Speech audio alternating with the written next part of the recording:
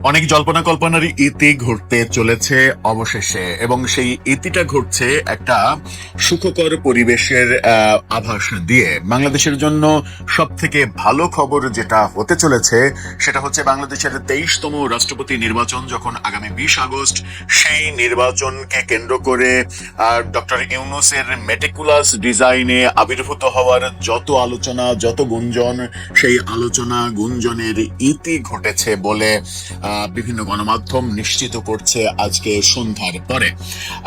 রীতিমতো breaking news এটা হতে পারে। ডক্টর ইউনূসের আর রাষ্ট্রপতি হওয়ার কোনো সম্ভাবনা নেই, এবং বিএনপি রাষ্ট্রপতি হিসেবে তাদের সব থেকে পরীক্ষিত নেতাকেই বেছে নিয়েছে। ওদিকে জামাত রাষ্ট্রপতি ক্যান্ডিডেট হিসেবে নাম ঘোষণা করেছে, যে আলোচনাটা আমরা সকালেই করেছিলাম। কিন্তু সকালে বিএনপি একটা কনফিউশন তৈরি করেছিল নির্বাচন কমিশনে তাদের উপস্থিতির মাধ্যমে। সন্ধ্যার পর সেই কনফিউশনটা দূর হয়ে গেল বলে দাবি করছে গণমাধ্যম। চলুন শেষ পর্যন্ত 23তম রাষ্ট্রপতি যিনি হচ্ছেন তার ব্যাপারে বিএনপির সিদ্ধান্ত, কিংবা বর্তমান প্রধানমন্ত্রী তারেক রহমানের সিদ্ধান্ত কি, সেটা একটু বুঝে ওঠার চেষ্টা করি এই ভিডিওতে। থাকবেন পলিটিক্স টিভির নিয়মিত আয়োজনে।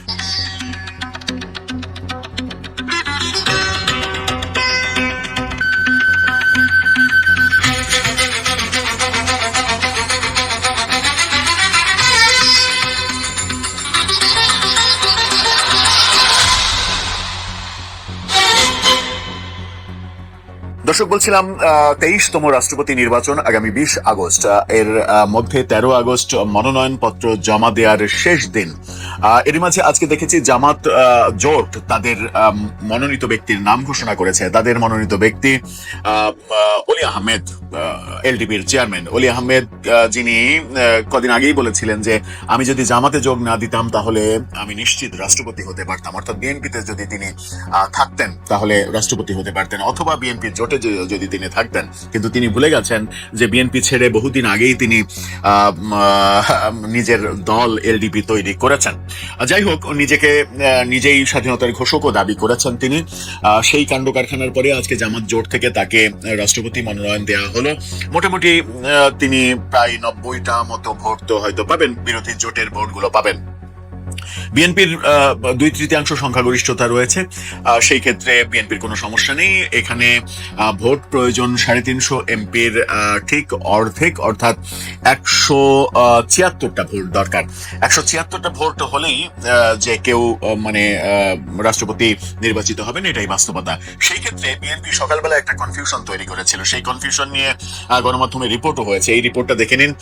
সেখানে 71 টেলিভিশন বলছে রাষ্ট্রপতি নির্বাচনে 2টি মনোনয়ন ফর্ম নিল বিএনপি। 2টা মনোনয়ন ফর্ম নিয়েছে, এবং বিএনপির নেতা প্রধানমন্ত্রীর উপদেষ্টা রুহুল কবির রিজভী এবং জাতীয় সংসদের চিফ হুইপ মনি, তিনি এই দুটো ফর্ম সংগ্রহ করেছেন। তখন থেকে একটা কনফিউশন তৈরি হয়েছিল যে তাহলে কে, মানে দুইজনের অপশনে এখনো বিএনপি আছে। এবং সর্বশেষ যে অপশন দুটো নিয়ে সব থেকে বেশি আলোচনা হয়েছে, মির্জা ফখরুলের পাশাপাশি ডক্টর ইউনূসকে নিয়ে আলোচনা হয়েছে। যদিও সেই আলোচনাটা গণমাধ্যম এবং সামাজিক যোগাযোগ মাধ্যমেই বেশি হয়েছে, বিএনপির তরফ থেকে কোনো ধরনের কোনো সিগন্যাল দেয়া হয়নি। কিন্তু আমরা বিভিন্ন সূত্র থেকে যেটা জানতে পেরেছি সেটা হচ্ছে যে ডক্টর ইউনূসের সুযোগ সামান্য একটু অবশিষ্ট ছিল। কারণ হচ্ছে মার্কিন যুক্তরাষ্ট্রের যে ডেমোক্রেট দল এবং সেই ডেমোক্রেট দলের প্রভাবশালী নেতাদের সুপারিশ, এবং তারা জাতিসংঘ হয়ে জাতিসংঘের প্রভাবশালী ব্যক্তিদেরকে দিয়ে বাংলাদেশকে প্রভাবিত করার চেষ্টা অব্যাহত রেখেছে, এরকম তথ্য আমরা পাচ্ছিলাম।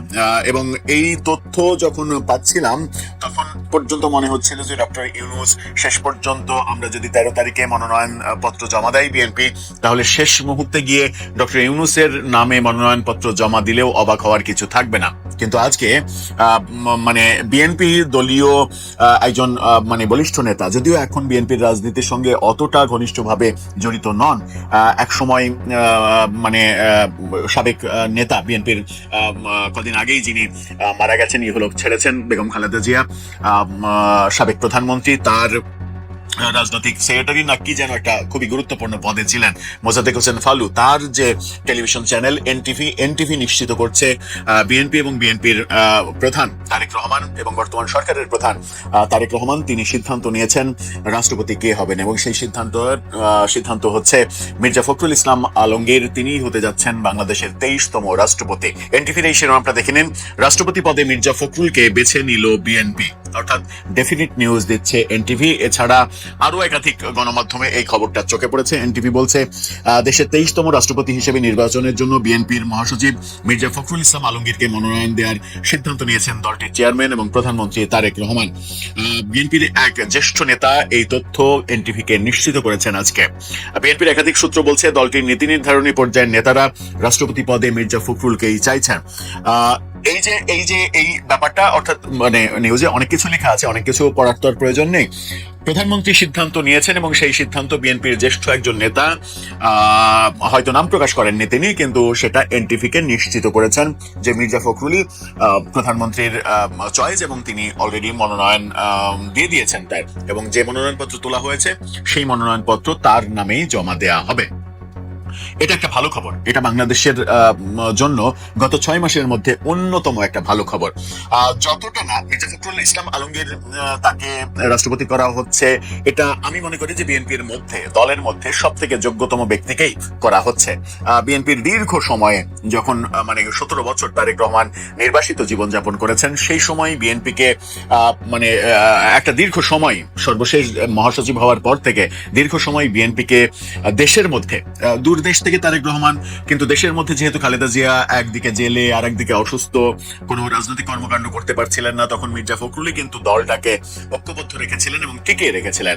সুতরাং সেই পুরস্কার তার পাওয়ার মানে কথা ছিল এবং পাওয়া উচিত ছিল, সেটাই তিনি পাচ্ছেন। এটা বিএনপির ভালো সিদ্ধান্ত তাদের দলের দিক থেকে।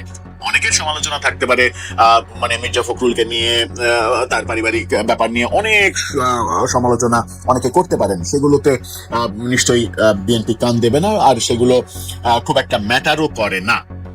কিন্তু তার চেয়েও বড় খবর হচ্ছে যে লবিংটা ডক্টর ইউনূসের পক্ষে চতুর্দিক থেকে হচ্ছিল যে তাকেই রাষ্ট্রপতি করতে হবে, সেটা করলে যেটা হতো সেটা হচ্ছে যে 1.5 বছরের শাসন আমল আমরা দেখেছি ডক্টর ইউনূসের, তিনি প্রতিহিংসার চাষাবাদ আর নিজের স্বার্থ উদ্ধার করা ছাড়া কিছুই করতে পারেন না। এবং আমেরিকার সঙ্গে যে চুক্তি, মাত্র নির্বাচনের 3 দিন আগে, 72 ঘন্টা আগে যে চুক্তি, সেই চুক্তির মাধ্যমে যে বিএনপি সরকারকেও বিপদে ফেলেছেন তিনি, সেটা বিএনপি সরকারের টের পাওয়ার কথা। সম্প্রতি আমরা একটা টক শোতে দেখলাম যে ডক্টর ইউনূসের প্রেস সেক্রেটারি যিনি ছিলেন শফিকুল আলম, ওয়াদার সম্পাদক, তাকে একেবারে নাজেহাল করে ছাড়লেন ডক্টর আব্দুল নূর তুষার সেই টক শোতে, এবং তিনি বললেন যে এই যে চুক্তি হয়েছে, সেই চুক্তিতে ট্রেড এক্সপার্ট কারো মতামত নেওয়া হয়েছে, কাউকে দিয়ে কি এরকম বিশ্লেষণ করানো হয়েছে যে এই চুক্তিটা ঠিক নাকি ভুল। শফিকুল আলম বলেছেন যে বশির যিনি ছিলেন বাণিজ্য উপদেষ্টা আকিজের সন্তান, সেই বশির সাহেব তিনি তো ট্রেড এক্সপার্ট, সেটা নিয়ে প্রচন্ড মানে হাসি ঠাট্টা করেছেন রীতিমতো আব্দুল নূর তুষার, এবং মানে শফিকুল আলমকে রীতিমতো নাস্তানাবুদ করে ছেড়েছেন এই চুক্তি নিয়ে, যে কি এমন স্বার্থ ছিল যে ভোটের মাত্র 3 দিন আগে এই চুক্তি করতে হলো। এই চুক্তি না করলে কি বাংলাদেশ থাকতো না? 3 দিন পরে যদি তারেক রহমান এই চুক্তিতে স্বাক্ষর করতেন, তাহলে কি দেশের অনেক বড় ক্ষতি হয়ে যেত? এই প্রশ্নগুলো উঠেছে, এবং সেই সর্বনাশ যিনি করেছেন তাকে যদি আবার বিএনপি রাষ্ট্রপতি করত, তাহলে দুটো ক্ষতি হতো। একটা হচ্ছে যে দেশে হিংসার চাষাবাদ আবার বাড়তো, এবং রাষ্ট্রপতি যেহেতু সেন্সিটিভ পদ, এবং বিএনপির রাষ্ট্রপতি ব্যাপারে রাষ্ট্রপতি ম্যানিয়া রয়েছে, রাষ্ট্রপতি ভাগ্য বিএনপির খুবই খারাপ, সেই ক্ষেত্রে বিএনপির দল হিসেবেও বড় ঝুঁকির মধ্যে পড়তে পারত। রাষ্ট্রপতিকে ব্যবহার করে বিএনপির বিরোধী পক্ষ নানাবিধ কুটিল ব্যাপার স্যাপার করে ফেলতে পারত বঙ্গভবনে বসে, এরকম আলোচনা চতুর্দিকে রয়েছে।